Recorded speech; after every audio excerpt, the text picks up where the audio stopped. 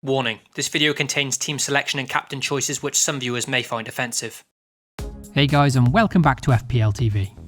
Before looking to the penultimate game week of the season, let's first see how my team performed in game week 36.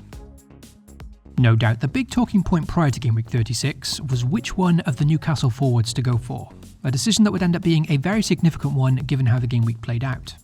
Fortunately for me, I had already made the plan a few weeks back to double up on the Newcastle forwards for this double game week, saving myself from that headache as well as evidently from a lot of pain in the end. Callum Wilson going absolutely huge for the double, 3 goals, an assist, the maximum bonus points in both games, a monstrous 24-point haul. My arch nemesis certainly coming good last week. Look, as a manager who owned Callum Wilson but didn't captain him, instead opting for Isaac, of course I wasn't as ecstatic as I could have been, a 17-point swing on that captaincy decision alone. However, still very pleased just to own him of course, and with Wilson a somewhat differential choice last week, even his uncaptained points had a positive impact. Of course, had I been confident that Callum Wilson would start both games, I'd have certainly given him the armband. His underlying numbers compared to Isaac's were far superior when both are on the pitch.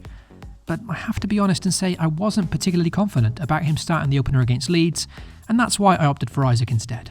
A poor decision in hindsight, but like I said, still very pleased to have been on the double up. In a game week where both Newcastle and Brighton had a double, and with many managers therefore having many varying triple ups on both teams, much like owning Wilson, it was important to own the right players within those triple ups, and that's what made the difference last week. Luckily for me, Estupiñán was the other key man of the game week. 16 points in double game week 34, now 17 in double game week 36, a double game week hero no doubt. It was such fine margins last game week. While some owned the likes of Lewis Dunk, McAllister, perhaps a third Newcastle defender, the difference maker of the week was whether you owned Callum Wilson and Estupiñán or not. And I was one of the managers fortunate enough to own both, so very happy with that. Another huge part of the game week was also owning the double up of Salah and Trent away to relegation threatened Leicester. The Egyptian assisting all 3 goals in that one, and of course assisting a Trent goal for the third was the real game changer. It was disappointing returns from my 2 Arsenal assets last week, the 2 biggest differentials in my team, with Gabriel automatically coming in for the injured Rashford. However, of course, these 2 blanking did mean bigger scores for the Brighton assets who played against them, so FPL-wise, no complaints there. So for game week 36, despite the captaincy fail which I take full responsibility for, all in all a pretty great game week really. 113 points gives me my second 100 plus tally of the season, and my second 100 plus tally in just the last 3 game weeks. The double game weeks obviously playing a big part there in both. This score of 113 didn't give me a gigantic rise in the rankings, but still a very healthy green arrow, up from 206k to 157k, giving me a slim but fighting chance at the top 100k with 2 game weeks to go. Do I think I'll get there? Probably not, but at least I'm in with a shot now. With that, let's move on to double game week 37 now, check out my transfer plans as well as my potential team lineup. For the majority of this season, I've been making my transfer moves very late into the game week, often on the day of the deadline. However, this week, for one of the only times this season, I've chosen to make my moves early. Those moves being Saka and Trippier going out, and Luke Shaw and Bruno Fernandes coming in for a -4. Only my second hit of the entire season.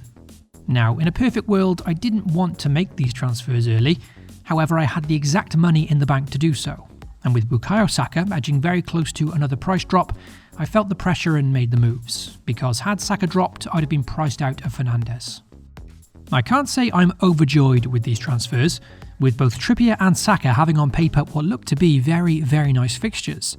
And Saka in particular this game week is actually a very nice differential against Forest. But considering I'm getting 4 games for the price of 2 here, I figured I've got to take the chance on the double game week players. Seeing as though the title is all but over now for Arsenal, and given Saka's questionable form, I feel even if this transfer does backfire, it's the logical move on paper. United still have it all to play for in terms of securing top 4, whilst Bruno has an extra game and is generally involved in everything. As for Trippier going out, well, initially I had considered transferring out Gabriel for Luke Shaw instead, no doubt a much easier move. But importantly, that move wouldn't have released the funds to bring in Bruno, so Trippier had to make way. Trippier down to Luke Shaw freed up just the right amount of money to upgrade Saka to Fernandes. And at the same time, Trippier is now listed as a slight injury concern with a knock, so As daunting as it is to go without him, considering his ownership, that does make me feel a little bit better about the move. Newcastle haven't been great defensively of late anyway, and Leicester really have to score here, so hopefully they do. So with those two transfers locked in for only my second hit of the season, let's see how the side now lines up. Now, for Game Week 37, I think this is the first double game week of the season that I'd say I'm particularly underprepared for. Before taking that -4 hit, my team didn't boast many double game week players, and most notably of all, even after my transfers, I'm heading into this one with only one Man City player in Haaland. So that's my biggest concern of the week really. When you have a team as explosive as Man City boasting a double game week, it's never a great feeling not having much coverage there and not to have a few more tickets to that lottery. Of course, I could have taken a punt on some of their players this week instead of buying the likes of Shaw and Fernandes. However, it's very hard to gauge which players will play twice. The likes of Alvarez, Mahrez, Foden, Gundogan, just to name a few, could all score very well this week, but as always, very difficult to determine which one. For me, if I were to have bought a Man City player this week, I'd personally always try my best and find a way to get Kevin De Bruyne. But with Mo Salah being my only route to the Belgian, there was just no way I could justify selling Salah given the form he's in. Man City are the big concern for me this week and could determine how my game week goes. As for Marcus Rashford, well, news earlier in the week did confirm he was back in training, and that was enough for me to keep hold of him for his upcoming double. However, as I'm recording this video today, Rashford has now been reported as ill by Ten Hag, and may still therefore miss the trip to Bournemouth despite training all week. For me, considering I've already made my transfer moves elsewhere now, I'll probably just have to keep hold of him regardless anyway and see what happens. I mean, for a moment after seeing this news, I thought it may be an opportunity to punt on a Man City midfielder as mentioned earlier.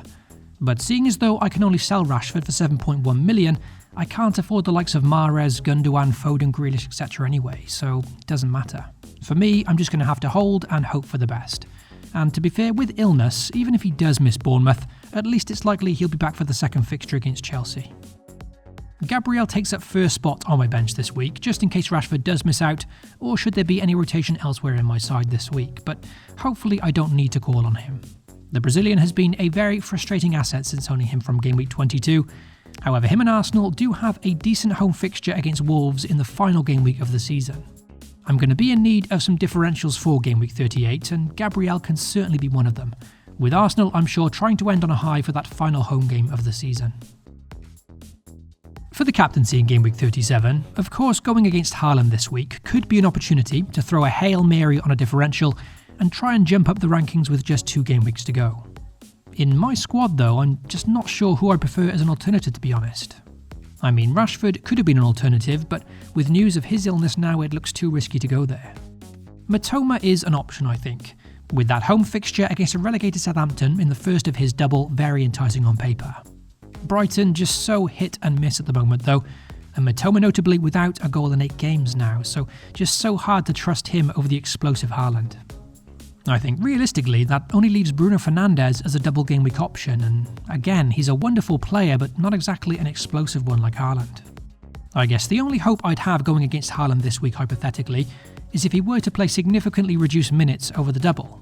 And to be fair, that could be a possibility should Man City get the title wrapped up in the first game against Chelsea. Win that and then there's potential for rotation in the second fixture. But even in that one game against Chelsea, a game with a chance to win the title in front of their home fans in the final home game of the season, I'd still fancy Haaland outscoring most of my other options to be honest. Look, as the deadline draws closer, I could be tempted to punt on Bruno, but it's unlikely. I think perhaps game week 38, when City are away to Brentford, could be the chance there for a final game week captaincy punt.